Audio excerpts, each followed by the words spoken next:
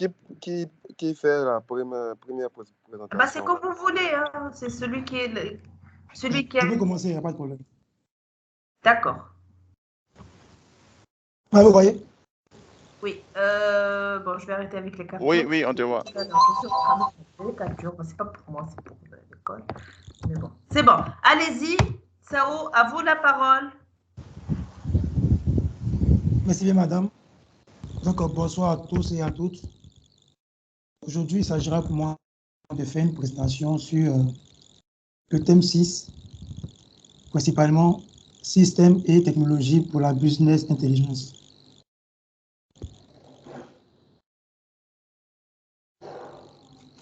Alors, tout d'abord, il faut savoir que cette présentation sera axée sur la business intelligence. Comme plan, premièrement, nous allons devoir savoir ce que c'est la business intelligence. Par la suite, savoir ce que c'est la valeur d'un processus amélioré pour la business intelligence. Ensuite, la prise de décision dans l'organisation et processus décisionnel. Et enfin, niveau hiérarchique et type de prise de décision. Il faut savoir que cette présentation se fera autour d'un cas pratique, voilà, dans lequel je travaille tous les jours. Il s'agit bien du cas d'une organisation appelée Toastmasters International. Tout d'abord, qu'est-ce que c'est la business intelligence? Il faut savoir que la business intelligence est aussi appelée informatique décisionnelle, car il désigne l'ensemble des technologies qui permettent aux entreprises d'analyser les données afin de pouvoir choisir facilement ou afin de leur permettre de prendre plus facilement des décisions. Voilà. Alors, pour mieux comprendre, nous allons nous projeter sur le cas de l'organisation Toastmasters International. Alors, tout d'abord, qu'est-ce que c'est Toastmasters International? Il faut savoir que Toastmasters International, c'est une organisation où l'on apprend à parler en public et à apprendre à diriger des projets. Donc, il y a deux volets à retenir ici, l'oratoire et le leadership. En Côte d'Ivoire, il faut savoir que l'organisation Toastmasters International compte 42 clubs. Donc, un club appelé Deloitte Côte d'Ivoire Toastmasters Club. Sur cette photo, on peut apercevoir même un ancien étudiant de l'ESAT qui appartient à l'entreprise et au club de Toastmasters Club. Alors, pour rentrer dans le vif du sujet, il faut savoir que la COVID-19 a vraiment imposé des changements, a vraiment impacté toute l'organisation Toastmasters International. Il faut savoir que, bien avant, comme sur cette image, les Toastmasters avaient l'habitude de faire leurs réunions dans des salles, dans des hôtels, dans des écoles et autres. Mais avec la COVID-19, ils étaient obligés de passer à une autre étape. C'est-à-dire, ils étaient obligés de faire des sessions en ligne à travers des outils comme Zoom et... Alors, pratiquement, il faut savoir que la COVID-19 a imposé la transformation digitale à Toastmasters International. Sur cette première image à gauche, vous voyez une personne qui lève un carton vert pour indiquer le temps restant à la personne qui prend la parole. Ça, c'est lorsque nous étions en salle. Mais lorsque nous sommes passés au niveau de Zoom, il y a eu un changement. On a eu à utiliser des PowerPoint comme fond virtuel avec des panneaux, comme ce qu'on voit souvent sur le Carrefour, pour pouvoir indiquer le temps restant de prise de parole. Alors, dans mon cas, appartenant à une organisation appelée Anciens Enfants de Troupe, j'ai eu à procéder à la création de club Toastmasters dans le mois de septembre 2021. Et par la grâce de Dieu, on a eu à créer le club. Et en janvier, nous avons eu à faire l'AG constitutif du club. Alors, lors de la création du club, il fallait bien évidemment analyser plusieurs paramètres pour savoir comment est-ce que le club allait devoir fonctionner. Donc, nous avons eu à faire des analyses PESTEL et des analyses SWOT. Vous expliquer concernant le cas de notre organisation des anciens enfants de troupe. L'organisation contient plus de 80% des personnes qui appartiennent au ministère de la Défense, qui sont soit militaires, gendarmes et policiers.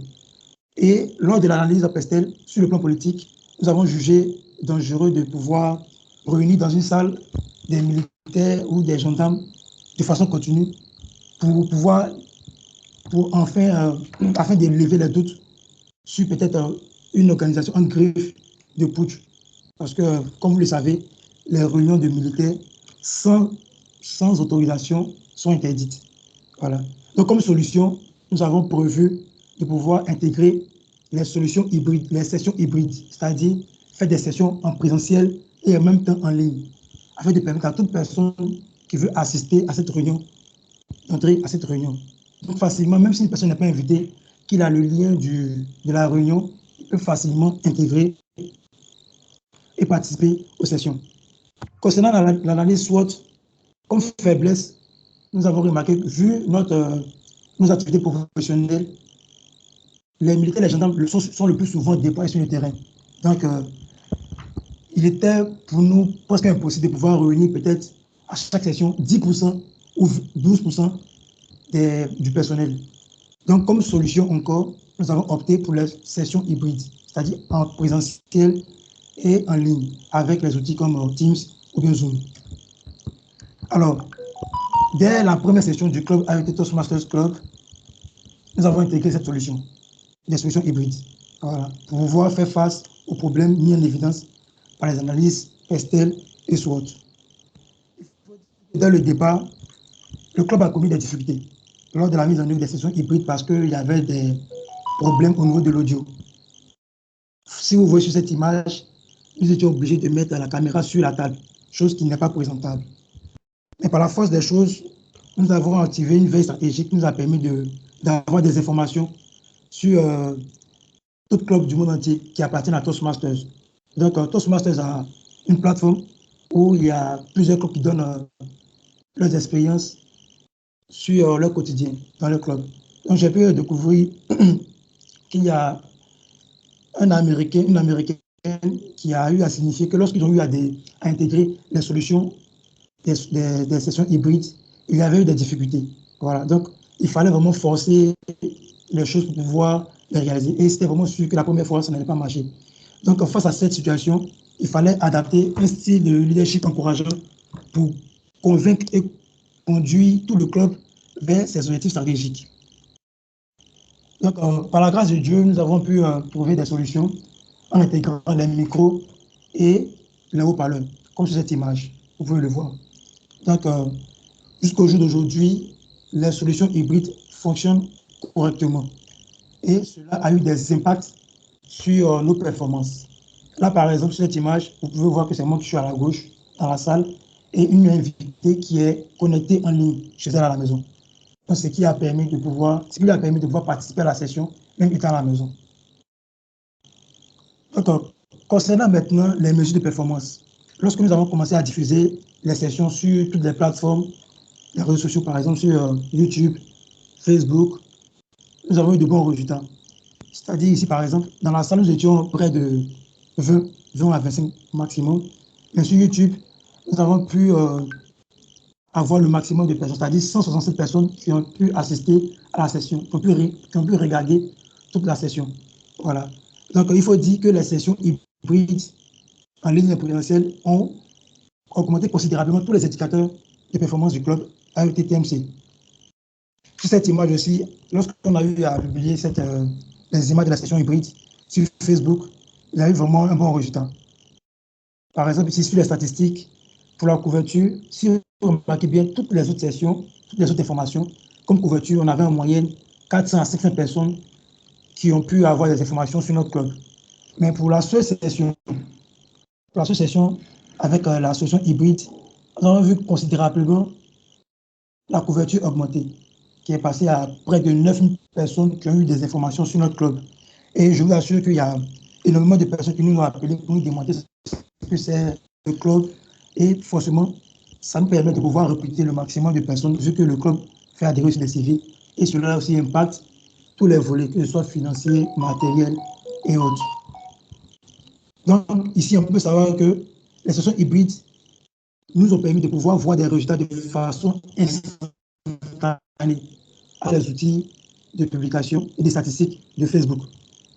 Il est très important de savoir que Toastmasters aussi dispose un tableau de bord sur sa plateforme où vous pouvez voir les impacts, c'est-à-dire les résultats de tout le club. Par exemple, ici, il s'agit du club AET qui a été créé en janvier. Donc, on peut voir que nous sommes en ce moment à 2 points sur 10. À 2 points sur 10. Donc, ici, la différence avec les résultats de Facebook, c'est que ici, les résultats, l'accès aux résultats est lent parce que c'est sur une période d'une année. Or, sur Facebook, c'est instantané. Voilà. Donc, c'est ces deux paramètres, il est très important de les prendre en compte parce que certes, nous avons 2 sur 10, mais cela ne veut pas dire que le club n'a pas une bonne performance. C'est juste parce que le club a été créé en janvier, il y a 2 mois de cela, que nous sommes à 2. Mais si on veut se projeter sur de long terme, on peut atteindre 7 à 8 points sur 10. Là, par exemple, aussi, vous avez vu cette image-là où nous avons publié en direct une session sur Facebook. Voilà. Donc, étant en salle, il y a eu près de 238 personnes qui ont pu voir l'information, qui ont pu voir la session et qui ont pu regarder toute la session avec nous. Donc, ce sont 11 personnes qui ont pu interagir avec nous.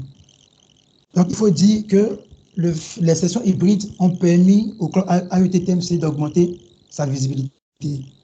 Alors, concernant la valeur des processus améliorés pour la business intelligence, nous pouvons faire une conclusion partielle. Nous pouvons dire qu'aujourd'hui, à l'ère de l'environnement 4.0, l'accès de façon instantanée aux résultats générés par les sessions hybrides en présentiel constitue ici un processus amélioré pour la business intelligence, dans le cas du club AET-TMC. Il faut dire qu'elle a pu apporter une valeur ajoutée au club car elles ont augmenté tous les indicateurs clés de performance du club. Voilà. Donc, en conclusion, on peut dire que les résultats positifs apportés par les sessions hybrides donnent une orientation évidente aux décisions que doivent prendre les décideurs du club AET-TMC pour conserver les bonnes performances. Donc, à notre niveau, nous sommes obligés de conserver cette solution de session hybride pour pouvoir conserver nos bonnes performances. Alors, concernant maintenant le prochain volet, il s'agit de la prise de décision dans l'organisation et le processus décisionnel. Sachant que tous les clubs Toastmasters ont les mêmes hiérarchies. Il existe un président. Moi-même, je suis le président de mon club. À AET-TMC, il y a un vice-président à l'éducation, un vice-président à l'adhésion, un vice-président aux relations publiques, un secrétaire, une trésorière et un commissaire à l'organisation. Donc, si vous remarquez bien, le bureau exécutif au niveau stratégique prend en compte tous les paramètres d'une entreprise, que ce soit la logistique, la communication, les finances, le secrétariat et autres. Alors, comment se font les prises de décision? Avant de faire une session, ce que nous avons l'habitude de faire, nous consultons les données ou les ressources financières, humaines et matérielles. Là, par exemple, vous avez fiche Excel des cotisations des membres du club. Donc, on peut voir directement de façon instantanée la disponibilité de la caisse financière et la réserve même pour le renouvellement des membres du club. Là, par exemple, sur la couleur en rouge, on peut voir le total dépensé, voilà, jusqu'à présent du club et le reste d'argent qu'il y a en caisse. Donc, cela nous permet de pouvoir prendre des décisions par rapport au type de session que nous devons organiser. Par exemple, ici, nous avons vu que nous avons 220 000 francs en caisse.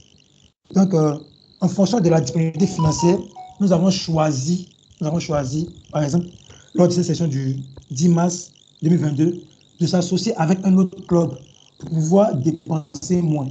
Parce que lorsqu'on s'associe avec un autre club, on dépense, je crois, 50% de ce qui doit être dépensé normalement pour une session. C'est-à-dire, si nous devons dépenser normalement 100 000 francs pour une session, lorsqu'on s'associe avec un autre club, nous dépensons 50 000 francs, soit c'est les 50%.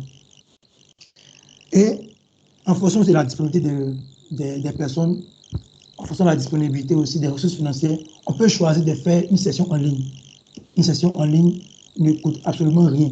Il suffit que chacun puisse avoir la connexion Internet chez lui et nous faisons en ligne. Et à cause de la COVID-19, aujourd'hui, il y a beaucoup de clubs Toastmasters qui font des sessions en ligne car ils ne dépensent pas grand-chose. Ce fut le cas ici, sur cette image, nous avons organisé une session en ligne. Voilà. Donc, en conclusion partielle, nous pouvons dire que la prise de décision est effectuée en fonction de l'allocation et de la disponibilité des ressources, que ce soit financières, humaines et matérielles. Alors, concernant le dernier volet, qui concerne les niveaux hiérarchiques et types de prise de décision. Alors, à AETTMC, nous utilisons ici la méthode Agile Scrum pour pouvoir piloter et contrôler toutes les décisions du club. À ce niveau ici, concernant la session, nous sommes associés avec un autre club. Toutes les décisions ont été prises ici au niveau stratégique. Voilà, c'est-à-dire c'est le président avec ses différents officiers qui ont pris des décisions. Et les différentes tâches sont marquées sur le fichier Excel ici, avec les dates butoirs. Vous pouvez bien voir ici, date butoir. Et la situation. Si ça a été fait, on peut mettre OK. Si c'est en cours, on peut le laisser en jaune. Si ça n'a pas été fait, on le met en rouge pour dire que la tâche n'a pas été effectuée. Donc, nous utilisons ici le Scrum pour pouvoir piloter, contrôler nos décisions. Lorsqu'on passe au niveau tactique, par exemple, dans le cadre ici du VPRP, qui doit assurer la communication du club. Au niveau tactique, le responsable du comité VPRP des ressources extérieures a en son sein des photographes, vidéastes et un community manager. Lui aussi, à son niveau, il utilise la méthode Scrum pour pouvoir donner les différentes tâches à ces différentes personnes. Alors, ici, sur cette image, nous passons maintenant au niveau opérationnel. Le VPRP, c'est-à-dire celui qui est chargé de la communication, a donné une tâche, par exemple, à un photographe ou un vidéaste, de pouvoir assurer la couverture médiatique de toute la session. Donc là, ici, on peut voir le vidéaste qui est avec son téléphone pendant la session, qui assure la couverture médiatique. Voilà. Donc, en conclusion partielle, nous pouvons dire que la méthode Agile Scrum permet le pilotage et le contrôle de l'ensemble des décisions qui ont été prises à tous les niveaux hiérarchiques du club, que ce soit stratégique, tactique et opérationnel. En conclusion, nous pouvons dire que le développement continu des systèmes et technologies pour la business intelligence dans le cadre du club AET Toastmasters Club facilite et aide à la décision à tous les niveaux stratégiques, à tous les niveaux hiérarchiques. Voilà. Donc, pour terminer, on peut se poser la question de savoir, dès lors, faudrait-il pas démocratiser l'innovation dans toutes les entreprises aujourd'hui afin qu'elles puissent bénéficier davantage des systèmes d'aide à la décision? Ça, c'est une question qui reste à poser. C'est pour ça que hier, je vous ai demandé s'il existait aujourd'hui des théories qui nous permettent de pouvoir convaincre, de pouvoir vraiment faire intégrer l'innovation au niveau des entreprises. Alors moi, à mon niveau, je n'ai pas pu trouver de théorie, mais j'ai quand même un livre que je peux vous recommander. Il s'agit du livre « Savoir défendre ses idées et influencer les autres » de John Daly, un Américain, qui expliquait que parfois, pour convaincre, il faut avoir certains comportements et certaines techniques à faire pour ne pas laisser passer une bonne proposition. C'est-à-dire, parfois, il faut faire le jeu de la ruse, par exemple, pour pouvoir convaincre son 1+1. Parfois, peut-être jusqu'à me déplaire des personnes ou bien avoir des problèmes avec des personnes, ça peut arriver. Donc, je vous recommande ce livre-là, qui est vraiment très intéressant, qui est vraiment axé sur des cas pratiques, qui peut vous permettre de pouvoir démocratiser l'innovation. Merci bien, madame. Et je souhaiterais d'abord signifier que j'ai un problème aussi à la gauche. Comme je l'ai signifié, c'est pour cela que je n'ai pas une bonne tonalité au niveau de ma voix. Merci bien, madame. Donc, merci Arthur, d'accord, pour la présentation qui est certes très riche en informations, d'accord. Je voudrais vous féliciter. On peut applaudir, hein. On peut applaudir même si on n'est pas en classe malheureusement, mais on peut applaudir. Voilà, très bien, d'accord. Donc, c'est bien. Donc, vous avez passé en revue les différentes parties en ce qui concerne la business intelligence. Moi, j'ai quelques petites remarques à formuler, d'accord, surtout des remarques de forme, s'il vous plaît. Donc, avant de déposer votre travail, donc essayez au moins de numéroter les différents slides. C'est bien d'avoir, donc vous avez pris en considération mes consignes, donc vous vous êtes attardé surtout sur ce que vous avez fait en entreprise. Donc là, ce que j'ai aussi aimé, c'est la méthode Scrum, d'accord? Donc du coup, là, quand vous avez participé à cette étude, enfin à ce projet, à l'implémentation de ce projet, vous avez eu quel rôle? C'était qui le master, le Scrum Master, le Product Owner, etc. Comment ça s'est passé, si vous pouvez, parce que c'est une méthode agile. Et c'est bien, moi j'ai bien aimé aussi le fait d'avoir fait le lien entre cette méthode et la gouvernance, d'accord, de système d'information. Donc c'est une chose qui est très importante, c'est l'une des méthodes qui va permettre, et de un, le pilotage, mais aussi le contrôle. Donc si vous pouvez nous expliquer, nous, enfin nous, moi et vos camarades, d'accord, nous, l'auditoire, comment, avec plus de précision, les différents parties pour qu'ils puissent, vos camarades, au moins comprendre et trouver la valeur ajoutée d'accord, de cette méthode qui est très en vogue de nos jours. Oui, allez-y, donc Arthur. D'accord, madame. Donc, il faut dire, lors de la création du club, c'est moi qui ai été à l'initiative de la création du club. Voilà, donc, lors de la création du club, j'ai essayé d'analyser un peu le background de tout et chacun. Et j'ai eu à remarquer qu'il n'y avait pas des personnes qui étaient vraiment capables de pouvoir diriger le club. Okay. Alors moi, lorsque j'ai eu à analyser les expériences des autres clubs, c'est vrai qu'ils avaient des problèmes au niveau des difficultés. Ils avaient des difficultés pour pouvoir organiser leurs sessions, pour pouvoir même organiser même les prises de décision et piloter et contrôler les prises de décision. Donc moi, j'ai appris, je crois, en un mois, la méthode Scrum, et je l'ai mis en pratique. Mais je n'ai pas spécifié à mes camarades que c'était la méthode Scrum parce que je ne voulais pas être sémé. Pour ne pas les bloquer, hein, surtout. Bloquer, effectivement. Mais moi j'ai joué le rôle de Scrum Master, de tout ça. Mais je le fais sans leur dire que c'est la méthode Scrum. Mais lorsque nous avons commencé, au départ, c'était vraiment nouveau pour certaines personnes. Mais après 2 sessions, 3 sessions, ils se sont habitués. Et je me rappelle qu'une fois, j'avais eu à oublier de notifier dans le fichier Scrum qu'une personne devait apporter un matériel parce que je n'avais pas mis OK ou bien je n'avais pas mis en retard dans la méthode Scrum. Donc lui, il s'est dit que c'était déjà fait. Et c'est à la session que nous nous sommes rendus compte qu'il n'avait pas apporté le matériel, juste parce que dans le fichier Scrum, je n'avais pas marqué ce fait-là. Donc lui, il m'a dit, mais j'ai regardé le fichier, apparemment, bon, c'était déjà OK, donc je n'ai pas envoyé le matériel.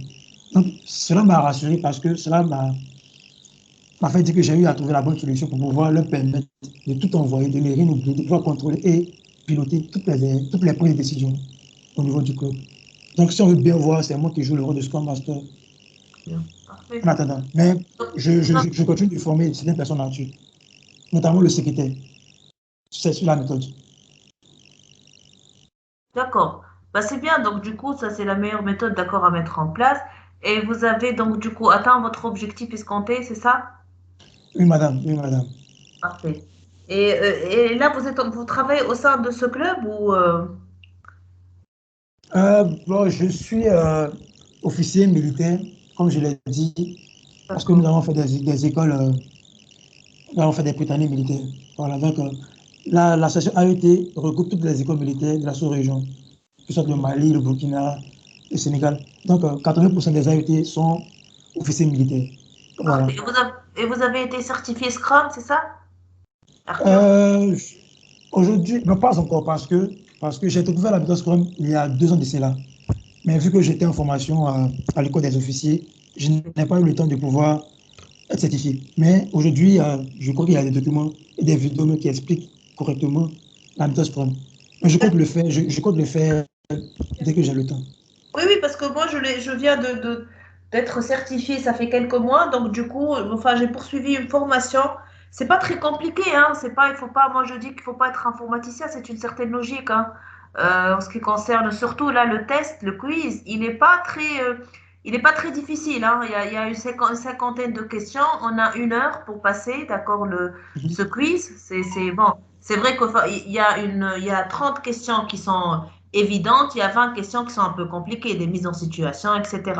Mais après, vous avez, si jamais, c'est facile, bon, je suppose que vous allez, puisque vous avez vécu cette expérience de mettre en place cette méthode Scrum, donc vous n'aurez pas de difficulté, mais même si, d'accord, vous allez, vous ne validez pas le quiz, vous pouvez refaire jusqu'à 5 à 6 fois, hein, pendant une année.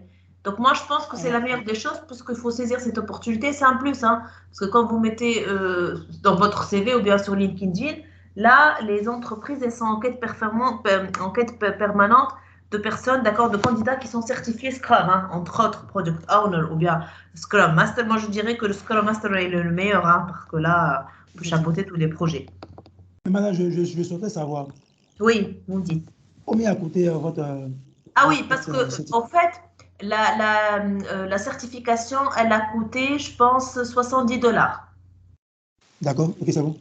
D'accord? Donc, du coup, si vous voulez, je peux vous mettre en relation avec l'organisme qui nous a certifiés, hein, il n'y a pas de souci. Je peux vous envoyer le mail de la dame qui s'occupe aux États-Unis de cette certification. Il n'y a pas de souci. Je peux vous le mettre demain au niveau de la conversation. Comme ça, vous lui envoyez un mail et elle peut donc directement vous voyez avec elle la date, etc., hein. Il n'y a pas de souci. Vous lui dites. Oui. D'accord, mais madame, je Oui. souhaitais savoir, est-ce que c'est en anglais? Parce que le plus souvent, nous, à notre niveau, chez les militaires, lorsqu'on part aux Nations Unies, par exemple à l'ONU ou à l'UNICEF, on nous demande de faire toutes les missions en anglais. Donc, je souhaitais savoir, est-ce que c'est en anglais? Oui, c'est en anglais. C'est en anglais. Mais c'est très évident, c'est pas c'est pas de l'anglais. Moi, je vous dirais pas que je suis Shakespeare ou je suis. Alors là, l'anglais, c'est limite. Bon, j'ai fait ma thèse en anglais, ça, entre autres, ma bibliographie, elle est à 100% en anglais, mais c'est pas du tout compliqué, hein. C'est de l'anglais très simple, d'accord? Et vous avez le temps, d'accord, de comprendre, parce que 1h50 questions, c'est facile à faire. Moi, je peux vous rassurer, c'est très facile à faire. Donc, je peux vous envoyer le mail de la dame, d'accord, qui s'occupe du service clientèle de Scrum aux États-Unis, et puis vous pouvez lui envoyer un mail pour voir comment, si vous voulez faire, d'accord, elle peut vous faire des offres promotionnelles, etc. D'accord? Ça marche, madame. Ok. Madame. Bravo, donc Arthur, je te remercie aussi pour cette belle présentation. Aussi, avant de déposer, s'il vous plaît, n'oubliez pas de numéroter vos slides. Le plan, vous l'avez mentionné ou pas?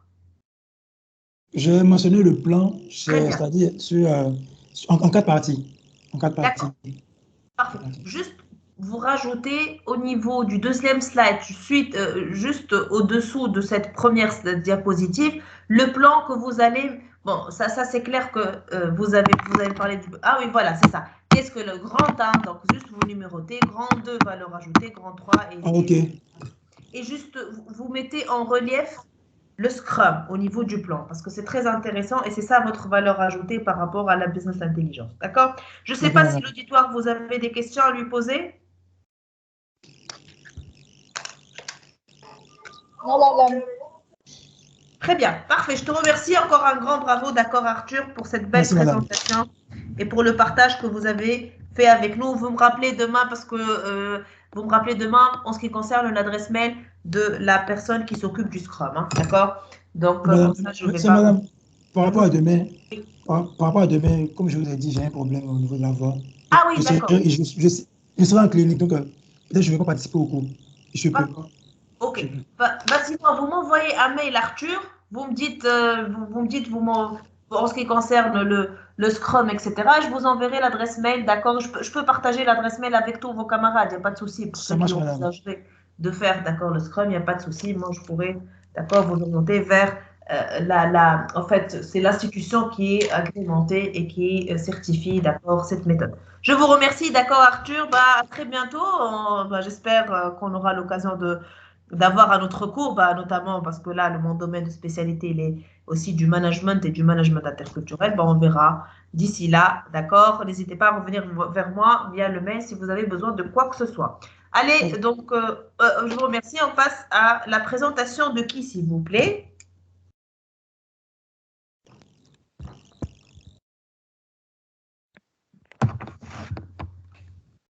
Qui fera la présentation aujourd'hui? Oui, madame, je peux m'essayer. Arthur, oui, pardon, c'est qui? Emma. C'est? Emma, Ismaël. Ah, Ismaël, allez-y, Ismaël, très bien.